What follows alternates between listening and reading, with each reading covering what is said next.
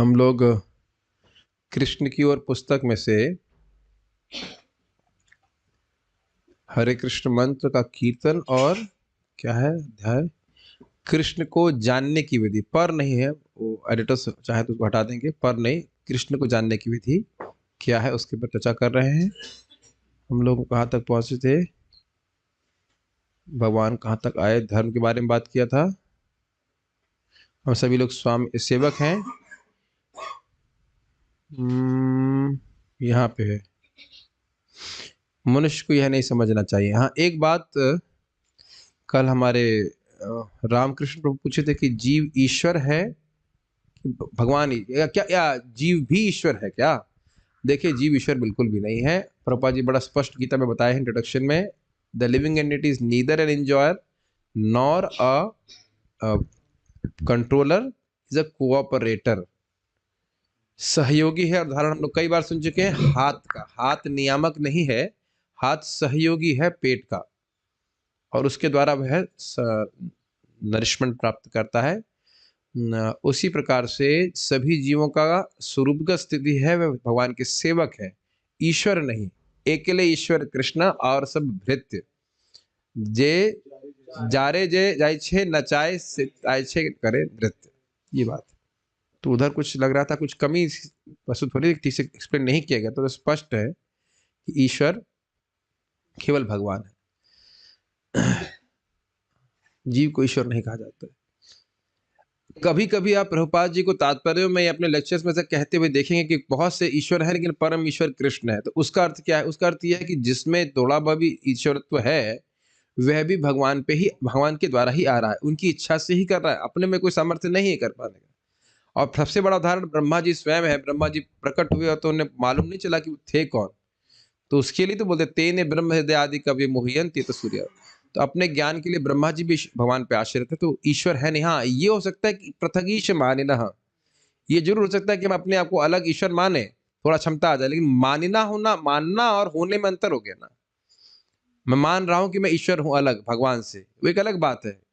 ब्रह्मा जी स्वयं अपने मुख से बोले पृथगीश माने ना, मैं अपने आप को अलग ईश्वर मानता हूं। तो वो मानना एक अलग बात, लेकिन होना नहीं है। सब लोग भगवान पे ही आश्रित है, ये कहने का अर्थ। थोड़ा सा टेढ़ा जा रहा है। ओके, ठीक है, शुरू कीजिए। मनुष्य को यह नहीं समझना चाहिए कि भौतिक जगत में और आध्यात्मिक वातावरण में उसकी सेवाएं एक सी होंगी।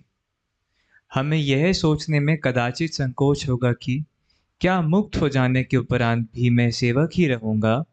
ऐसा इसलिए है क्योंकि भौतिक जगत में सेवक होने का हमारा अनुभव बहुत सुखमय नहीं रहा है। किंतु दिव्य सेवा ऐसी नहीं होती।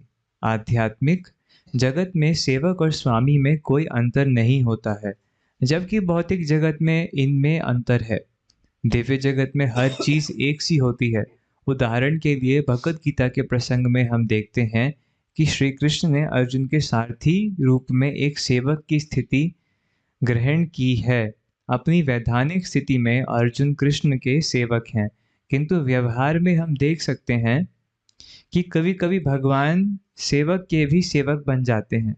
इसीलिए हमें ध्यान रखना चाहिए कि हम अपने लौकिक विचार आध्यात्मिक क्षेत्र में ना ले जाएं। भौतिक रूप से हमने जो अनुभव किया है वह आध्यात्मिक जगत के जीवन का विकृत प्रतिबिंब ही है। ओके, तो पहले तो इस बहुत सुंदर प्रसंग को हम समझने का प्रयास करें। प्रस्तुत विषय है यहाँ पे। प्रभुपाद जी कह रहे हैं कि हमारी एक भ्रांति हो सकती है। क्या भ्रांति है? जैसे यहाँ मुझे सेवक बन करके दुख प्राप्त होता है, मैं एक निम्न स्तर पे रहता हूँ, नीचे स्तर पे रहता हूँ, होता ही है, ऐसा ही आध्यात्मिक जगत में होगा। और उसको उदाहरण से आपने सुना होगा, कहावत सुनिए, दूध का जला छाछ भी फूक फूक के पीता है। सुना इसका अर्थ समझे? कहीं कोई व्यक्ति किसी कठिनाई में पड़ गया है, अब दूध और छाछ में कितना अंतर है। मान लो किसी ने गर्म दूध पिया हो, और छाछ भी अगर आप दूर से देखें एकदम से लगा कि भाई दूध जैसा है, पतला पतला दूध जैसा है, तो उसको भी करके पिएगा, डरेगा उसमें। या आपने सुना होगा कि एक गाय है जो अग्नि से थोड़ा जल गई, तो अब वो हर लाल वस्तु से डरती है। ये भी उदाहरण आचार्यगण दिया करते हैं। तो कहने का आशय यह है कि जब हम सोच रहे हैं कि जगत में हमने सेवक बन के बहुत दुख भोगा है, और हम ऐसा सोच रहे हैं कि जो लोग स्वामी हैं तथाकथित रूप से वो एंजॉय कर रहे हैं, ऐसा सोच रहे हैं, जबकि वास्तविकता है नहीं, वो भी सेवक ही है। तो लोग सोचते हैं कि मैं शाश्वत रूप से अगर भगवान का सेवा करूंगा तो मुझे बहुत दुख मिलेगा। सब लोग जानते हैं, जो लोग भी नौकरी कर रहे हैं, और या फिर जिनका खुद का भी, जो लोगों ने या तो एम्प्लॉयड हैं या एम्प्लॉयर है, कि मान लो 10 लाख का काम कराएंगे, मैंने तो कभी तक किया नहीं, तो हम तो ज्यादा नहीं अंदाज दे सकते, तो आपको 1 लाख रुपए देंगे, शायद और कम, बहुत कम देते हैं,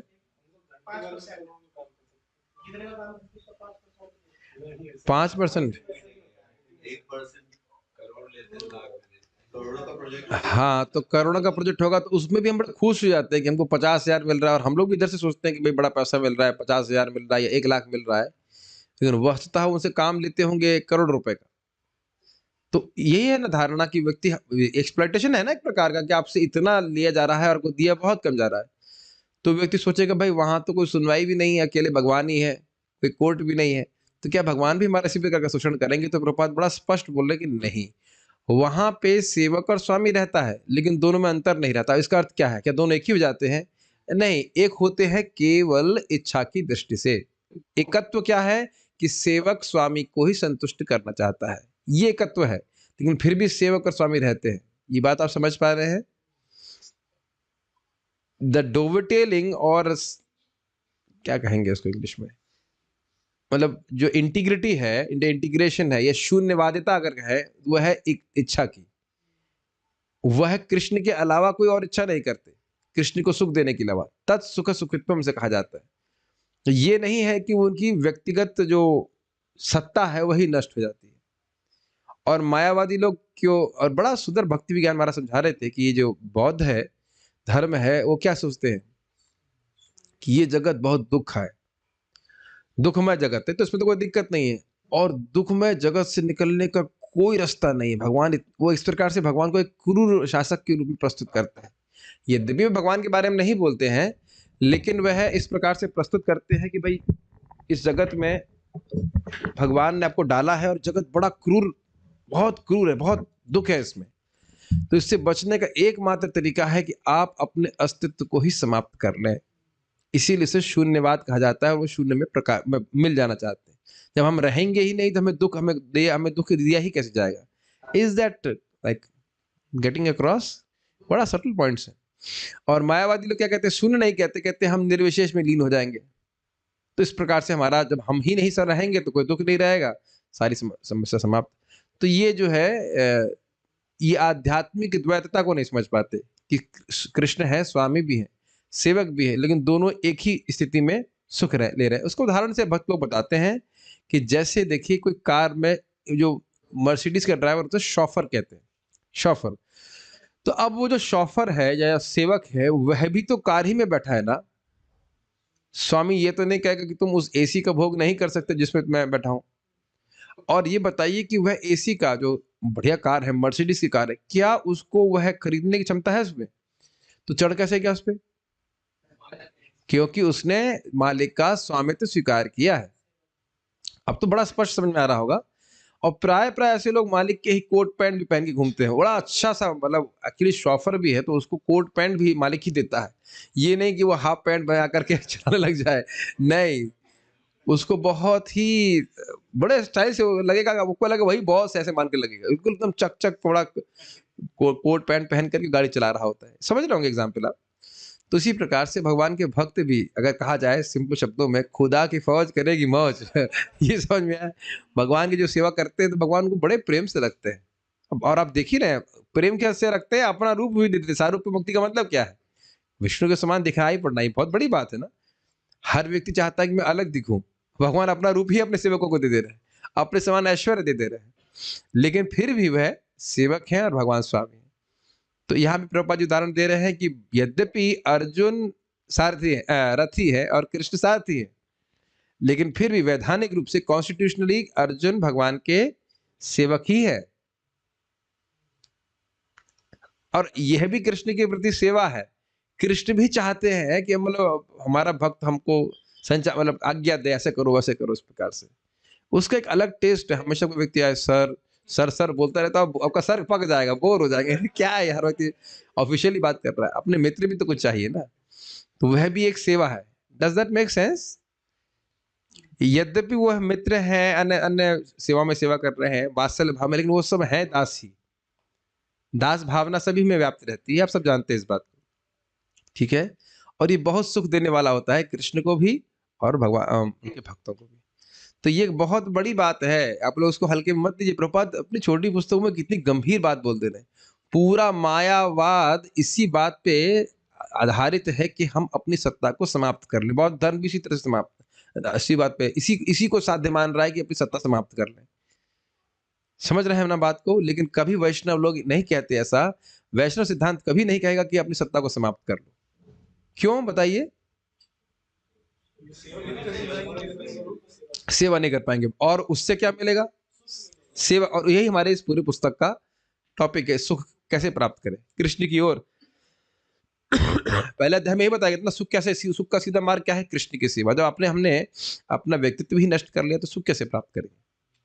और वो एक्चुअली हो भी नहीं सकता है, वो असंभव बात, ठीक है। तो आप उदाहरण समझ गए कि इस जगत के दुख को देख करके वह भयभीत रहते हैं आध्यात्मिक जीवन के बारे में। कोई धारणा नहीं है, जितना हम लोग को पता है ना थ्योरी में भी, कोई धारणा नहीं है वैकुंठ की। और वो अगर सुनते भी हैं तो कहते हैं ये भावुक लोग हैं।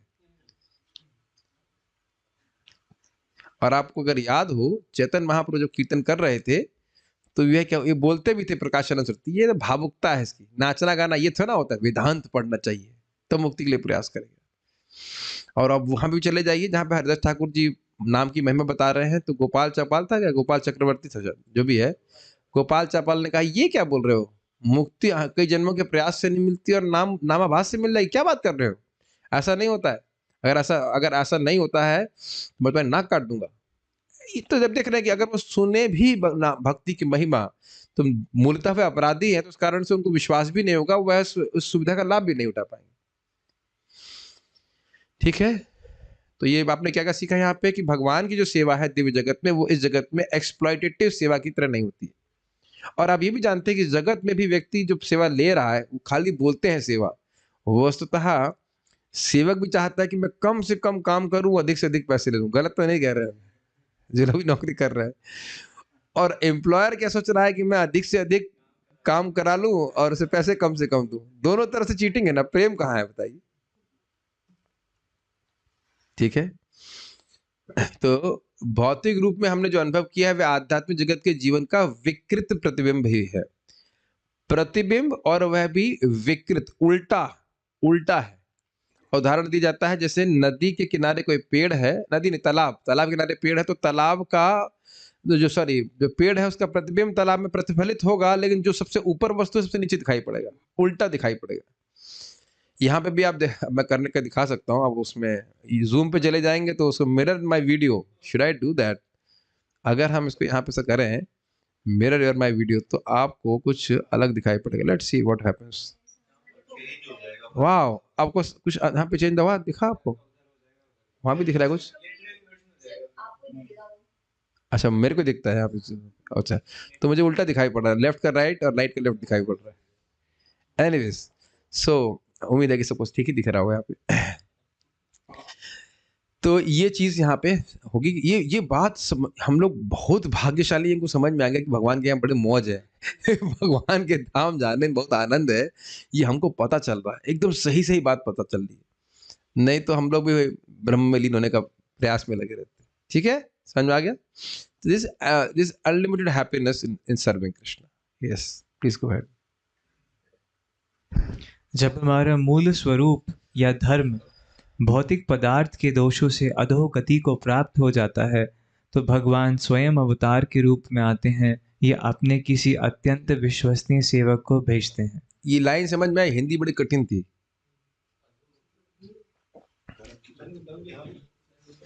धर्म की हानि तो आप पहले वाले से बोल रहे हैं, इसका अर्थ क्या है?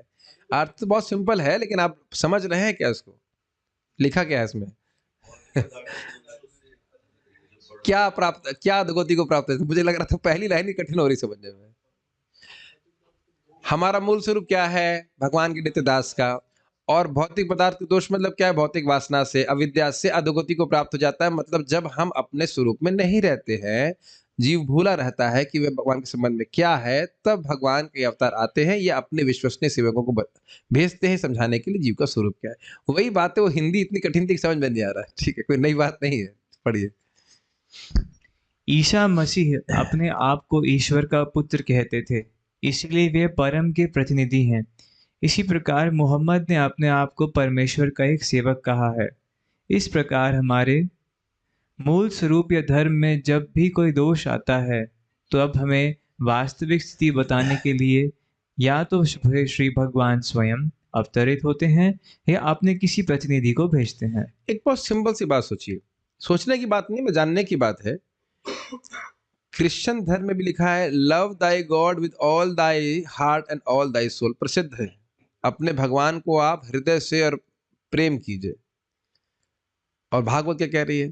अहेतु की अप्रतिहता, तो सिद्धांत कहाँ अलग हुआ? और हमने सुना है कि मुसलमान धर्म में भी अल्लाह से इश्क की बात है। क्या कुछ गलत है? कुछ अलग बात है? तो पहले तो क्लियर कर ले कि जो क्रक्स है धर्म का वह तो सेम है, और हम उन पे आक्षेप नहीं कर सकते। हिंदुओं में कौन बता रहा है भगवत प्रेम के बारे में? अगर वहां वो ना जान रहे हो, ये मुसलमान धर्म में लोग ना समझ पा रहे हो कि अल्लाह से इश्क करना चाहिए, तो हिंदू कौन सा भगवान से प्रेम कर रहे हैं? तो इसीलिए भागवत बड़ा सही बात बोल रही है कि भगवान का प्रेम जीवन का साध्य है। और इस बात जब जब ये बात डिस्टर्ब होती है, तो देश काल परिस्थिति के अनुसार भगवान के प्रतिनिधि आते हैं। Does that make sense?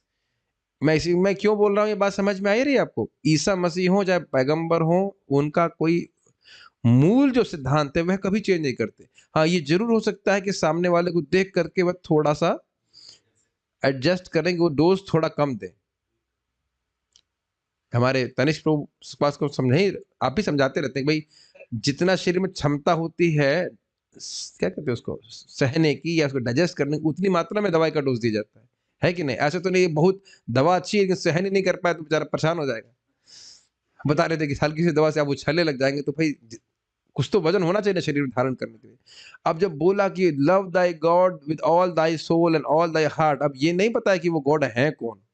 उतना समझने की क्षमता नहीं थी कि वो श्याम वर्ण के हैं और ये है और वैद्युत समझ ना पीताम्बर पहनते हैं, ये कहाँ समझ पाएंगे।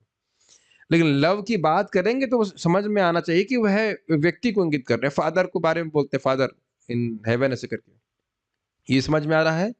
तो प्रतिनिधि, हम लोग कई बार बोलते हैं अलग अलग धर्म, अलग अलग धर्म का सार, धर्म का सार तो एक ही है, भगवत प्रेम। अब वो प्रस्तुत किया जा रहा है अलग अलग तरह से अन्य लोगों के सामने उनकी योग्यता को देख करके। और ये लोग कभी नहीं कह रहे हैं कि मैं भगवान हूं, यद्यपि इनके चेले इनको भगवान बना देंगे, लेकिन ये कभी नहीं ईसा मसीह कहे कि मैं भगवान हूं, या पैगंबर भी नहीं कहे कि मैं भगवान हूं। अन्य लोग हो सकता मान ले, और ये भी नहीं कह रहा हूं कि सब लोग मानते हैं, लेकिन जो लोग मान रहे हैं उनकी धारणा गलत है। और श्रील प्रभुपाद जी भी बहुत इस बात में कठोर थे कि जब कुछ लोगों ने, कुछ उनके शिष्यों ने ये फैलाना शुरू कर दिया कि प्रभुपाद जी कृष्ण है, तो प्रभुपाद जी उनको कौन से बाहर कर दिए थे। इस तरह की बात कभी नहीं स्वीकार करती। अब अपितु भगवान भी केवल भगवान कृष्ण के रूप में आके बोल रहे हैं, नहीं तो भगवान भी आकर के नहीं बोलते कि मैं भगवान हूं। अवतार ना ही कहे आमी अवतार ऐसा नहीं बोलते। तो यानी जो कह रहा है कि मैं अवतार हूं, अवतार नहीं है। उसके तटस्थ स्वरूप लक्षण से मुनिगण चिन्हित करते कि अवतार है, अन्यथा अवतार आकर नहीं बोलते। जैसे नरसिंह देव आके बोले नहीं, जैसे रेसलिंग में कोई है म्यूजिक बजा करके एकदम बिल्कुल झुक झुक झुक झुक झुक झुक झुक आ गया मैं नरसिंह अवतार, ऐसा करके और कुछ नहीं कह रहे। आए अपना काम किया। हिरण्यकशिपु को मार रहा है तो अवतार ही होगा, है कि नहीं? हिरण्यकशिपु को मार सकता है, बताइए? तो उसको तो मुनिगण समझा, मुनिगण महान भक्त लोग समझते हैं। अब एक और बात बड़ी इंटरेस्टिंग है, तो भाई यह निर्धारण कब करेंगे कि धर्म की इतनी ग्लानि हो गई है कि भेजना चाहिए? तो हाँ भाई, हमारी बुद्धि के अनुसार नहीं चलता। भगवान जान रहे हैं कि धर्म की ग्लानि कब होगी, किसको कब भेजना चाहिए।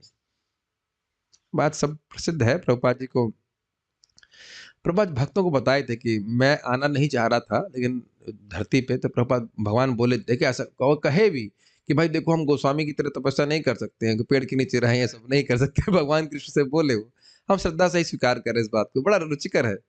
प्रभुपाद जी कृष्ण को बोले गोलोक में कि हम उतनी तपस्या वैसा नहीं कर सकते। कितने स्वीट है ना, हम इतनी तपस्या नहीं कर सकते कि पेड़ के नीचे रहें, ये खाए। तो भगवान कहने नहीं नहीं, तुम्हारे लिए अच्छे मंदिर की व्यवस्था की है, और जाओ जाके पुस्तक लिख के वापस आ जाओ। So that's why you see, you can feel कि प्रभुपाद के ग्रंथ कितने ट्रांसफॉर्मिंग है।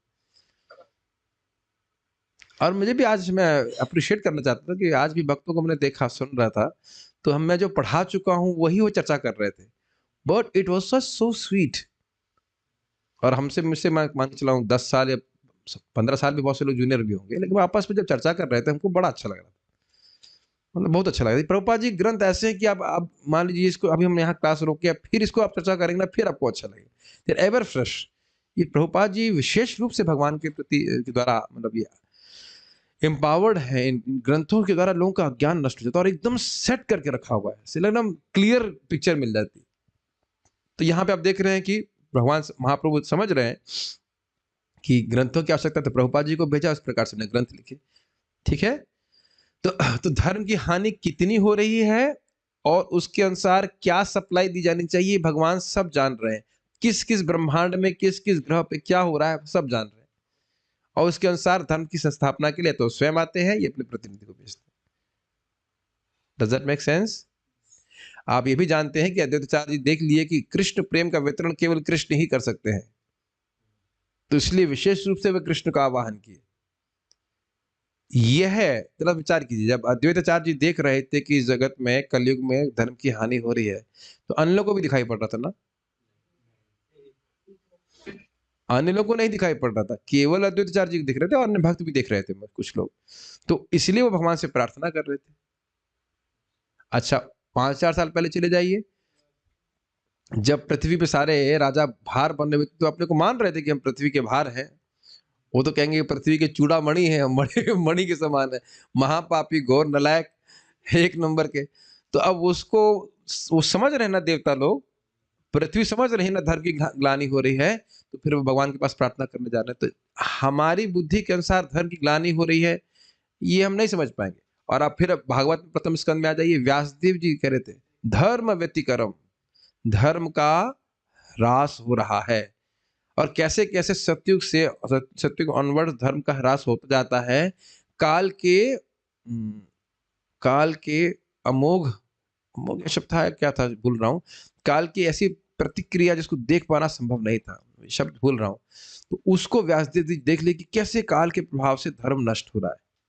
मैं सब तब उसके अनुसार फिर श्रीमद् भागवतम की रचना करी। उसके बाद उन्होंने वेद को विभिन्न भागों में किया, फिर महाभारत की रचना की, फिर भी असंतुष्ट रहे तो फिर भागवत लिखे। तो मेरा कहने का आशय यह है कि जो भगवान के एम्पावर्ड रिप्रेजेंटेटिव हैं, वह समझ रहे हैं कि धर्म की ग्लानि कैसे हो रही। तो हमारी बुद्धि के अनुसार भगवान नहीं सेट करने वाले हैं। कई बार लोग बोलते हैं अब क्यों नहीं आ रहे भगवान, तुम्हारी बुद्धि से भगवान आएंगे, और वैसे भी भगवान अपने नाम के रूप में है प्रस्तुत। ठीक है, मैं कई बार कहा करता हूँ, आए और कहें कि तुम ही असुर हो तो, और तुम्हारा ही गला गर्दन चक्र से काट देना चाहिए। ये भी एक अच्छी बात है कि लोग अपने को असुर नहीं मान रहे हैं। जो आदमी गलत कर रहा है पॉलिटिक्स में, उसको बुरा मान रहे हैं, खुद मांस खा रहा है उसको बुरा नहीं मान रहे। हम तो ईमानदार हैं। और कहा जाए कि भाई शराब पीने वाले और मांस खाने वालों को भी गला काटा जाएगा, तब तो कहेंगे भगवान अभी थोड़ा रुक जाइए, अभी तो आप घर पे रहिए, अभी धर्म तो चलने दीजिए, कोई दिक्कत नहीं है ना, तब डरेगा ना व्यक्ति। तो ये भगवान भेजते हैं। इसलिए ऐसा नहीं सोचना चाहिए कि मैं ये सब बातें और इस कारण से कह रहा हूँ, कभी कभी लोग कहते हैं कि वो भारत में सारे भगवान अवतरित हो रहे हैं। ऐसा नहीं है और ऐसा है, दोनों ही बातें हैं। भगवान हर जगह अवतरित होते हैं, जहाँ के लोग थोड़े कम बुद्धि वाले होते हैं उनको वहां पे अपने प्रतिनिधि को भेजते हैं, और जहाँ पे बहुत बुद्धिमान वाले लोग हैं, भक्त हैं, भगवान स्वयं अवतरित होते हैं। Very simple. एक कॉलेज का डीन अब नर्सरी में तो नहीं पढ़ाएगा ना, लेकिन नर्सरी में भी व्यवस्था करता है कि वह बच्चों के हिसाब से छोटा, वही जो बीए बीएड किया हुआ उसको पढ़ा दे जाकर। वो भी ऐसा नहीं कि नर्सरी को पढ़ाने के लिए फर्स्ट का बच्चा भेज दे, तो वहां भी बीए बीएड किया रहता है, तब जाके नर्सरी में पढ़ाने को मिलता है कि नहीं। तो इसका आप ये बहुत अच्छे से एग्जाम्पल है, बीए बीएड किया, इसका मतलब ये नहीं कि खाली नर्सरी का ज्ञान है, लेकिन देगा उतना ही जितना नर्सरी के ज्ञान वाला समझ सके। तो ये सब बातें यहाँ पे आपको समझनी होंगी। धर्म इसलिए अलग अलग जगह अलग अलग थोड़ा थोड़ा प्रस्तुत किया, लेकिन सार यही है कि उसे ईश्वर ईश्वर का प्रेमी बनाया जाए। आगे पढ़िए। इसलिए किसी को भी इस भ्रम में नहीं रहना चाहिए कि धर्म कोई कल्पित या निर्मित विश्वास मात्र है। अपने वास्तविक अर्थ में धर्म जीव से कभी भी पृथक नहीं किया जा सकता। उसके साथ धर्म का संबंध ऐसा ही है जैसे शक्कर के साथ मिठास का, नमक के साथ खारेपन का या पत्थर के साथ ठोसपन का। यह संबंध किसी भी प्रकार से दूर नहीं किया जा सकता। जीव का धर्म सेवा करना है और हम स्पष्ट देख सकते हैं कि प्रत्येक जीव की वृत्ति अपनी या दूसरों की सेवा करने की होती है। हाँ, छोटा सा बात इसमें बोलूंगा बस कि कोई कहने हम किसी की सेवा नहीं करते, तो प्रभुपाद क्या कह रहे हैं, किसकी सेवा करता है फिर? अपनी सेवा कर रहा है। और बड़ा सूक्ष्म रूप से विचार कीजिए कि वो अपनी सेवा कर रहा है या उन इंद्रियों की सेवा कर रहा है जो उसको दी गई है। कि वो क्या इंद्रियां वो है? तो कुछ आप मूल पकड़ रहे हैं जीव का। जीव स्वरूपतः सेल्फलेस है और उसको सुख मिलता है सेवा करके ही, या तो इंद्रियों के द्वारा, और या इंद्रिय मीन्स मटेरियल सेंसों के द्वारा, या भगवान की सेवा के द्वारा। ये बात हमेशा ध्यान रखिएगा कि हमको सुख सेवा के द्वारा ही मिलता है। हाँ, जब इन भौतिक इंद्रियों की सेवा करते तो विकृत रूप में प्राप्त होता है। We are always dependent. Prabhupada ji nectar of devotion में इसको लिखते हैं, रस मतलब जब हम कोई सेवा करते हैं तो उससे जो हमको सुख मिलता है उसको रस कहते हैं। तो स्वरूपतः हम सेवक हैं और रस का सदन करना चाहते हैं, तो कुछ सेवा करके ही मिलता है, और वह किसी की सेवा होती है। ये मैं थोड़ा सा होल्ड कर रहा हूं कि ये बात अगर समझ में आई कि नहीं आई। किसी की सेवा होती है तब हमें सुख मिलता है।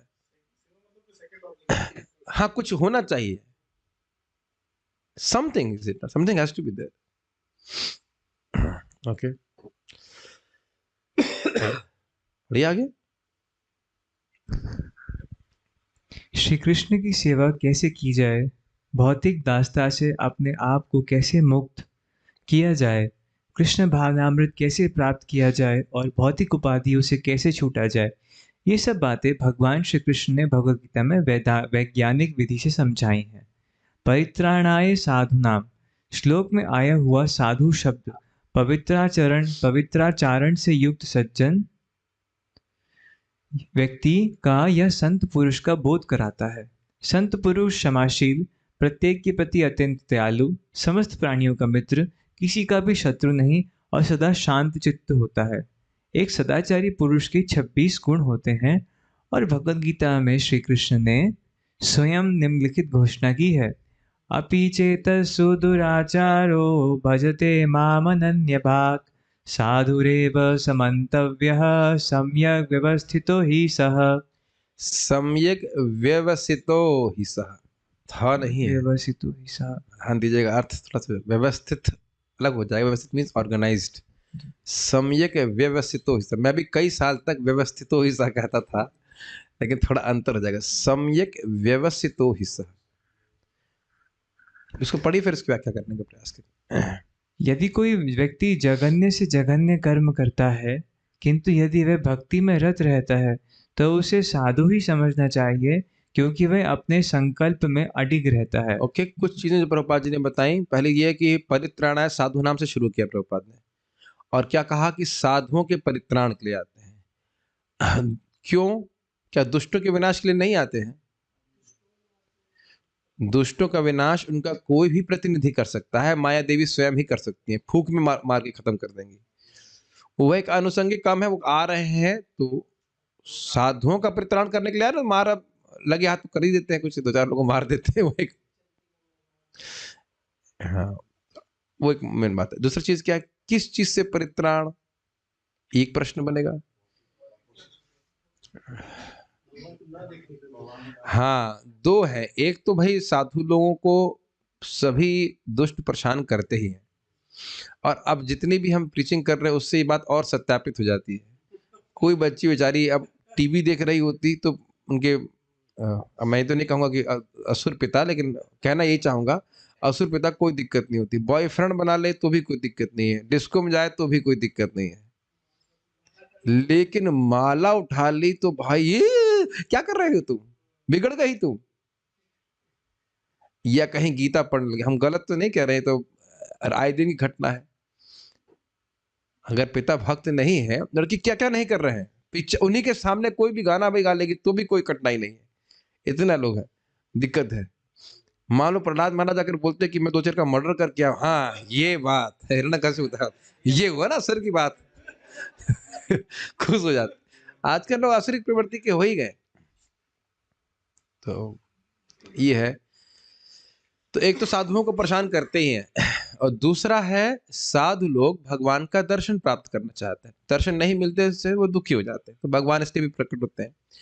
अब प्रभुपाद जी बड़ा सुंदर श्लोक और बहुत ही अद्भुत श्लोक भगवद गीता कोट कर रहे हैं कि एक तो ने बताया कि भागवत श्लोक कोट करके तितिक्षुभा कारुणिका सुहृद सर्वदेही नाम अजात शत्रु शांत साधव साधुभूषण, कि वो कारुणिक होते हैं और वह तितिक्षु होते, तो इनको तो ऐसे लोगों को जो अच्छे सद्गुण से संपन्न हो, इनको साधु स्वीकार करने में कोई दिक्कत नहीं है, सदाचारी पुरुष है। लेकिन प्रभुपाद इसको और एक्सपैंड कर रहे हैं, और ये थोड़ा इनडाइजेस्टिबल होगा कि अपि चेत सुदुराचार, यद्यपि कोई व्यक्ति बहुत अधिक दुराचार कर रहा है, लेकिन भजते माम अनन्य भाग, लेकिन मेरा अनन्य भाव से भजन कर रहा है, तब अनन्य भाव का अर्थ क्या हुआ, जरा बता दीजिए।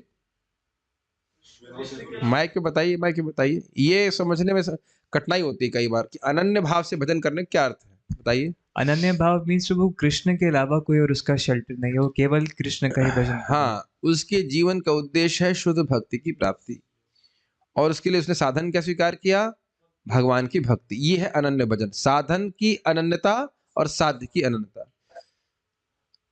तब कहेंगे अरे भाई इतना उच्च कोटि का है तो फिर ये दुराचारी कैसे हो गया, इसीलिए कह रहे अपि चेत, मतलब ऐसा नहीं है कि वो दुराचार में लगा ही हुआ है, लेकिन कदाचित पूर्व अभ्यास से उसमें दुराचार उपस्थित हो जाए तो भी अपि, ये नहीं बोला जा रहा है कि जिस प्रकार से उच्च संकल्प लेकर चल रहा है, जो समझ में आया कि साधना भक्ति ही के द्वारा ही मैं अपने परम साध्य भगवान की प्रेम भक्ति को प्राप्त करूंगा, अब दुराचार ही में लगा रहेगा, ऐसा नहीं कि अब सिगरेट ही पीता रहेगा। लेकिन कदाचित वह गिर गया, कुछ गलत हो गया उससे, तो कह रहे हैं उसको भी साधु रे व समंतव्य, साधु के समान मानना चाहिए।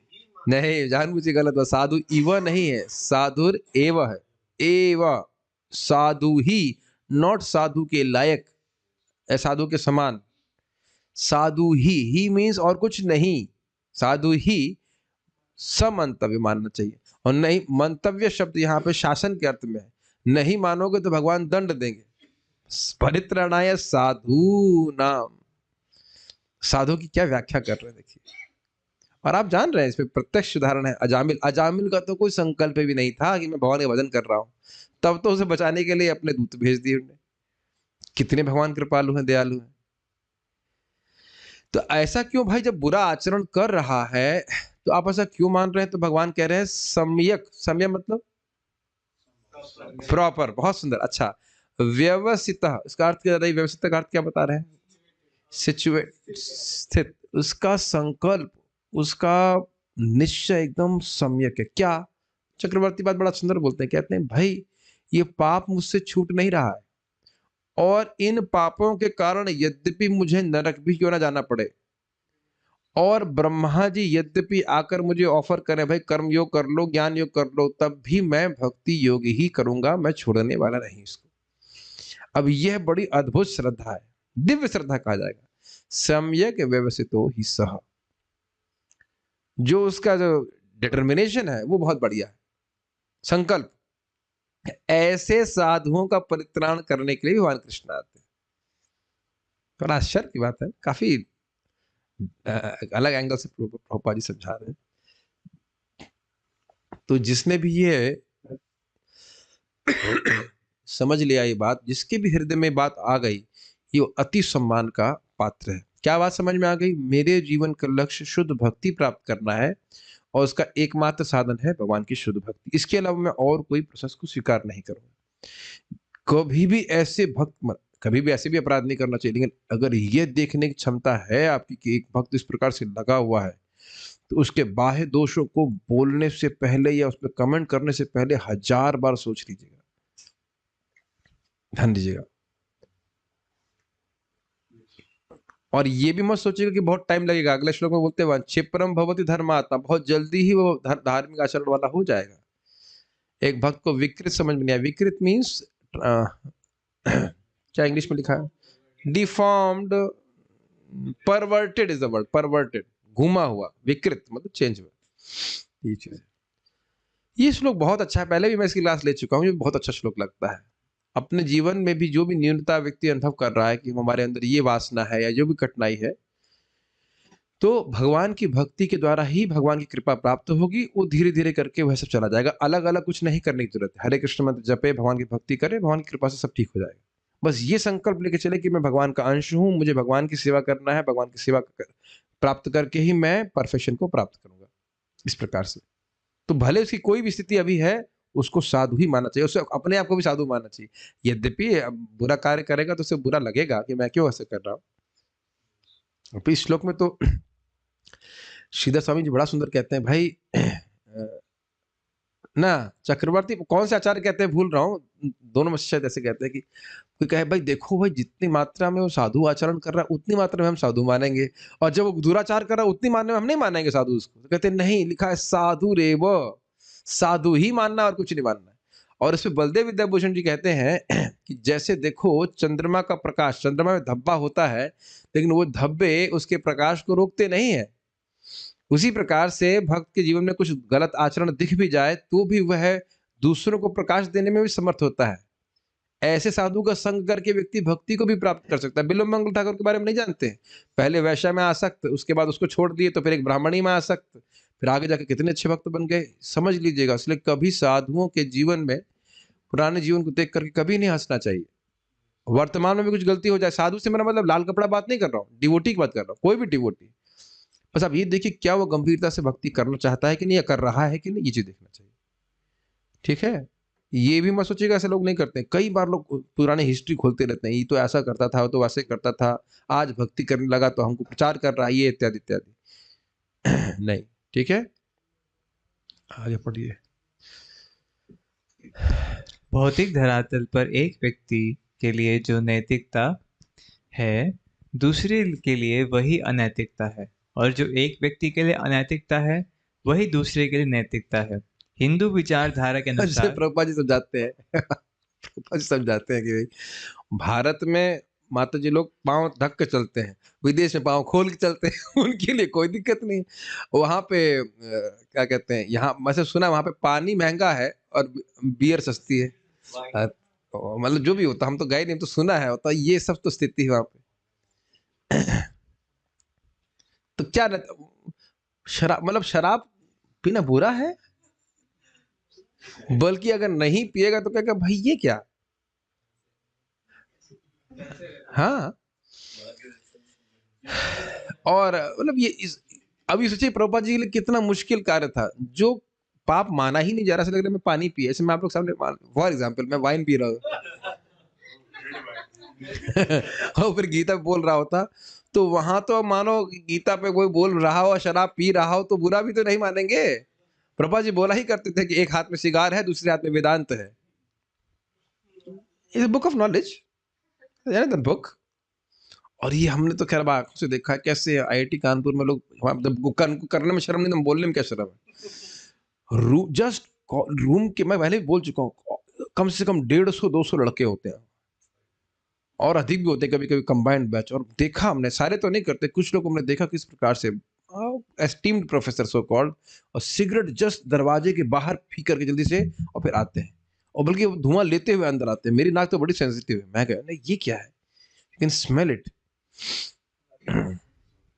व्हाट, क्या उसमें सम्मान किया जाए, कोई हमारे से शू शू शू क्या करेगा, पहले तो प्रोफेसर को शू करो जैसा करते हैं।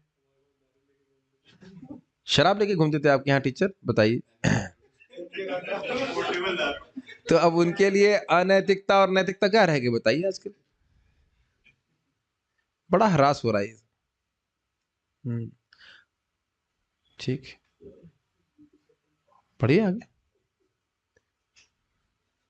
प्रभुपाद इस बात को बोल रहे हैं, पढ़िए। हिंदू विचारधारा के अनुसार मदिरापान एक अनैतिक कर्म है, जबकि पाश्चात्य जगत में यह एक सामान्य बात है और वहां उसे अनैतिक नहीं माना जाता। एक वाह, फोटो भी दे रखी है आइडिया देने के लिए। तो कितने खुश है सारे साधु इकट्ठे हुए। शर्म ही नहीं आ रही। माता जी और प्रभु, माता जी प्रभु जी तो नहीं कहना चाहिए, अपराध हो जाएगा ये तो। लड़का लड़की सब ऐसे इकट्ठा होकर के शराब पी रहे हैं। एक भक्त अभी थोड़ा से आगे जाए, वो पूछ रहा है अनन्य भाग समझ में नहीं आया। अनन्य भाग, ना अन्य भाग। अनन्य मीन्स ना अन्य, तो यानी कृष्ण के अलावा वह और किसी के शरण नहीं लेते, कृष्ण की ही भक्ति करते हैं और कृष्ण के चरण कमलों की प्राप्ति ही उनके जीवन का ध्येय है। यह भी अगर कोई व्यक्ति भगवान की भक्ति तो कर रहा है, लेकिन भौतिक लाभ प्राप्त करने के लिए, तब भी उसको अनन्य भाग नहीं कहा जाएगा। अनन्य भाग का मतलब है कि भगवान की भक्ति कर रहा हूं, भगवान की भक्ति प्राप्त करने के लिए। साधना है भक्ति और साध्य है भक्ति, ये बात ठीक है। ये इतना आसान नहीं है। मिनट में आसान के लोगों को सुनाई भी तो नहीं पड़ता है। दुनिया में कितने लोगों को ये बात समझ में आती है? Very very few people even heard this. उनको सुनने का मौका भी नहीं मिलता है कि हम भक्ति इसलिए कर रहे हैं ताकि हम भक्ति प्राप्त करें। बहुत ही तो महाप्रभु का गिफ्ट है विशेष रूप से शुद्ध भक्ति। तो हाँ, चलिए वापस इस पे आ जाते हैं कि इसको अनैतिक बिल्कुल नहीं मानते। बियर पीने में क्या दिक्कत है, ऐसा वो सोचते हैं। अब तो इंडिया में भी सुनने में आ रहा है, कॉमन है सो शराब बियर।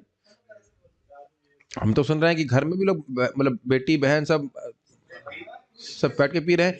मेरे लिए तो भाई यही आश्चर्य था। मैं एक बार नोएडा गया था यात्रा में, तो एक माता जी को देखा था, वो सिगरेट पीते हुए कार चलाते। भाई मेरे लिए तो शौक लग गया था, मतलब मेरे को तो जो रसम होते हैं मतलब कि ये तो कॉमन है और जो बियर वगैरह है वो उन पे स्प्रेड किया जाता है। बता रहे हैं कि रसम में भी ये रस्म आ गई है नया कि बियर मिला देते हैं। बताओ कितना गंदी बात है, कितनी खराब चीज। शराब, शराब जो सड़ा हुआ आब है, सड़ा हुआ जल, उसको पी रहे हैं। बहुत खैर, इसमें क्या चर्चा कर जाए, कलयुग में तो सब खराब माना ही जाएगा। अनन्य भाग का अर्थ क्या? अच्छा, अनन्य भाग का अर्थ तो अभी आप देखिए, क्या देखिए, आपने प्रश्न पूछा कि निष्काम है कि सकाम है। अनन्य भाग की डेफिनेशन क्या बताई गई? माइक बताइए, माइक बताइए, अनन्य भाग से आप क्या समझ रहे हो? अनन्य भाव से कृष्ण की ही शरण लेके कृष्ण की ही पूजा कर रहा है। अनन्य भाग का अर्थ है कि वह भगवान की भक्ति प्राप्त करने के लिए भगवान की भक्ति ही कर रहा है, भक्ति के बदले में कोई विनिमय नहीं कर रहा है। आपने कहा उसकी भौतिक आसक्त, मतलब भौतिक चीज, उसको अनन्य भाग नहीं कहा जाएगा। अनन्य भाग का मतलब है वही, आप अनन्य भक्ति, केवला भक्ति, अव्यभिचारी भक्ति, ये सब उसी में आ जाएगा। और आपने एक चीज नोटिस करी कि भाई दुराचार हो रहा है, मतलब हृदय में कुछ कचरा हो सकता है, तभी तो दुराचार हो रहा है ना। फिर भी वह शुद्ध भक्ति कर सकता है। भाई जाप कर रहा है तो जरूरी है कि वह कुछ भोग प्राप्त करने के लिए जप करे। वह अगली बियर की बोतल कब आएगी ऐसे तो नहीं जप कर रहा है। कदाचित जब कर रहा है तो भोग उपस्थित हो गया, गिर जाए तो अलग बात है।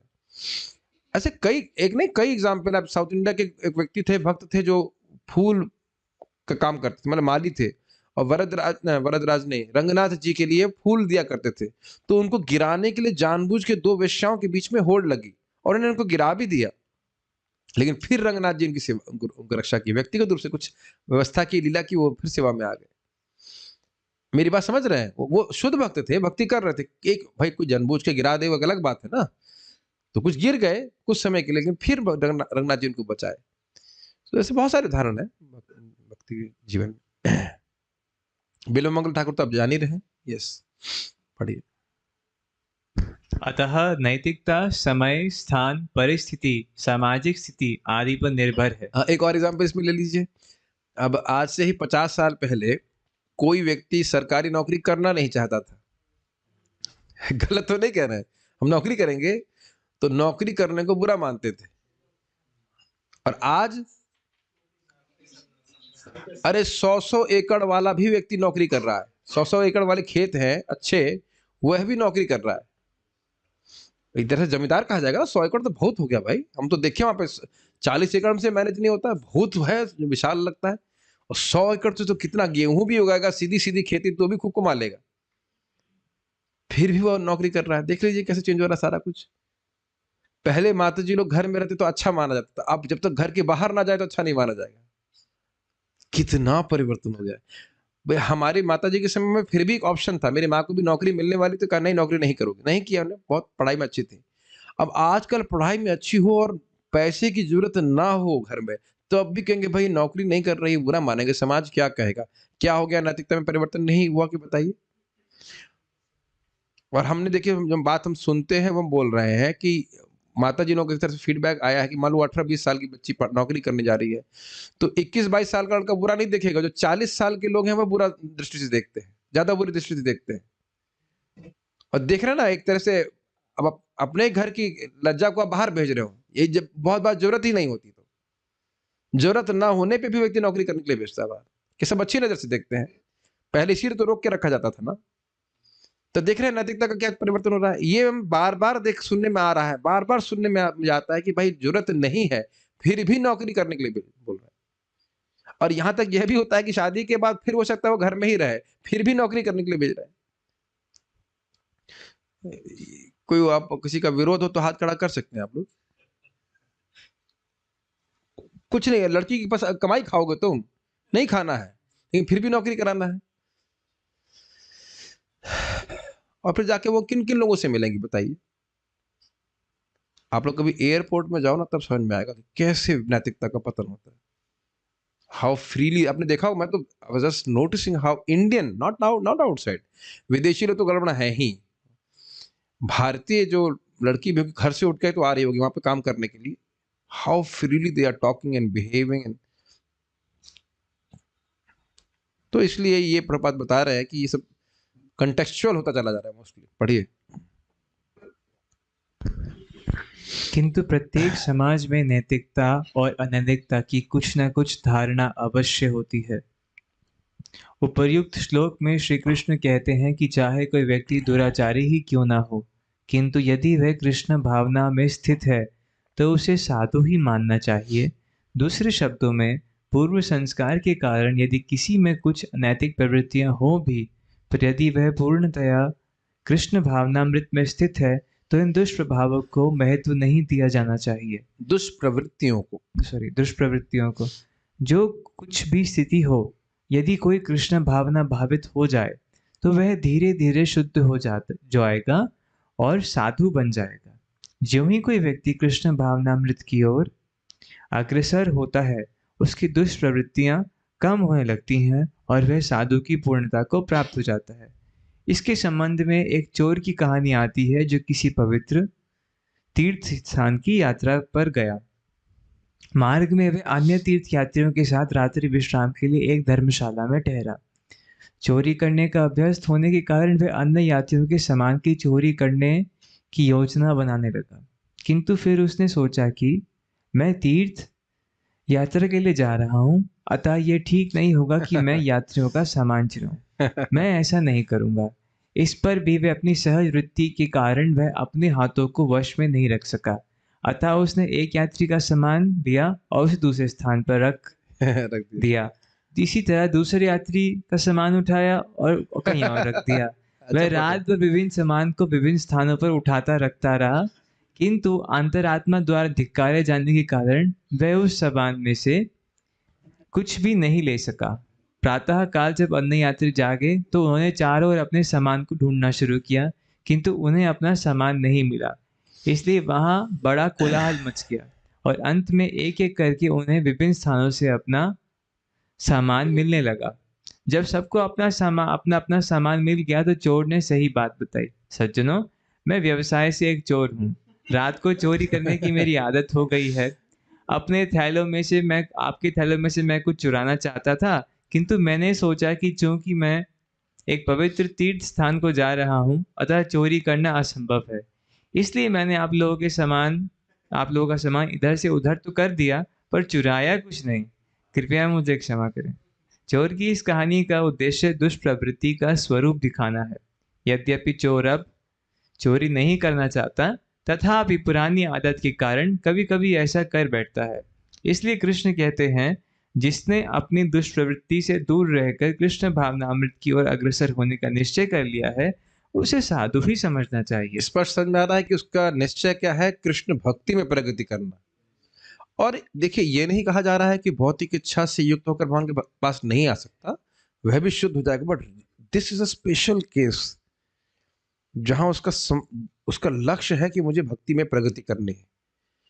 ठीक है, और आप प्रभुपाद की कहानी से तो कहानी बड़ी स्पष्ट है, बस एक चीज आप देख रहे हैं, एक आदत, जैसे आदत को छोड़ना बड़ा मुश्किल होता है। एक बार भक्त पूछ रहे थे वैसे कि आप दोपहर में कब से सो रहे हैं, मैंने कहा याद ही नहीं कब से सो रहा हूँ, 2003 से तो याद है, उसकी पहले भी सो ही रहा हूँ मुझे तो, कि आदत डाल दी गई थी घर में कि दोपहर में आना है 1:30 बजे 2 बजे, और उसी टाइम नींद आती बहुत तेजी से मेरे को।